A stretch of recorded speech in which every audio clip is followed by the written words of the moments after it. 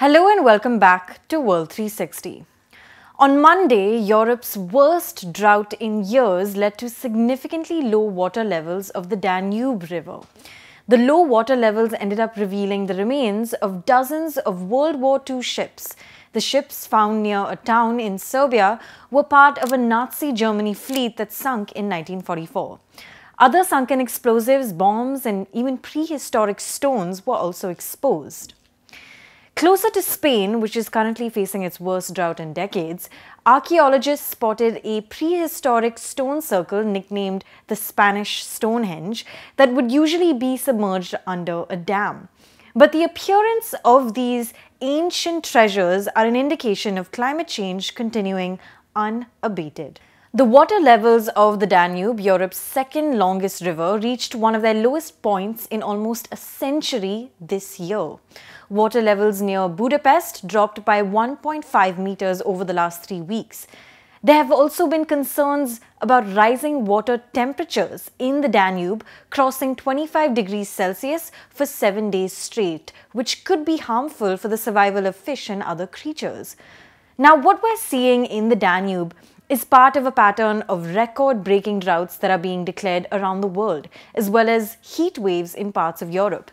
Even the UK declared a drought in 8 out of 14 areas recently. Now, if you're a regular viewer of the show, you know that we spoke about a very similar situation in China just last week when parts of the Yangtze River, the largest river in Asia, had dried up. The drying up of the Yangtze River also led to the emergence of 600-year-old Buddhist statues dating back to the Ming period to emerge out of riverbeds in southwest China. Much like the situation with the Yangtze, low water levels in the Danube could adversely affect drinking water supplies in neighboring areas, hurt the ecosystem of aquatic animals, and deplete the soil in surrounding areas. As mentioned in our episode last week, the problem with a drought isn't just that temperatures are high, but that temperatures remain high for prolonged periods of time, changing the very nature of seasons. As you can see from this heat map by the European Drought Observatory, 47% of the EU territory is in warning conditions and 17% is in alert conditions. The European Drought Observatory explains in its latest report that what we're seeing in Europe is a persistent lack of rainfall as well as a sequence of heat waves that has affected river discharges and also hurt crop production of maize, soybeans, and even sunflowers. The rain was expected in August and mid-August, but instead heat waves have persisted. The situation has been particularly acute for northern Italy, southeastern France, some areas in Hungary and Romania as well, which were already affected by drought in the spring of this year and are continuing to face lack of rainfall as well as heat waves. A startling conclusion from this report is that warmer and drier than usual conditions are likely to occur in the western Euro-Mediterranean region in the coming months until November 2022.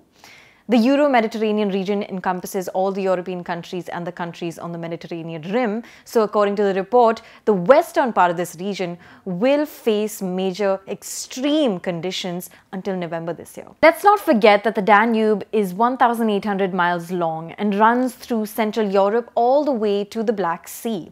Therefore, the recent drought has also hampered shipping and trade routes. Take the 766-mile Rhine, one of Europe's most important trade routes, which has been seeing significantly low water levels. Albert Jan Swart, a transportation economist, recently told Bloomberg that the capacity for inland shipping is going to be severely limited. He said, "The poor conditions are expected to drag down the region's economies far worse than the €5 billion hit caused by Rhine transit issues in 2018.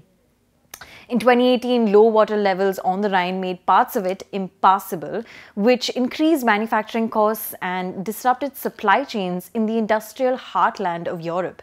At a time when the region is struggling with gas and power crises amid the Ukraine war, a blow to transit routes brought on by the drying up of the Danube is the last thing Europe needs." Thank you so much for watching. This is Pia Krishnankutty for ThePrint. Do subscribe to ThePrint and follow us on social media.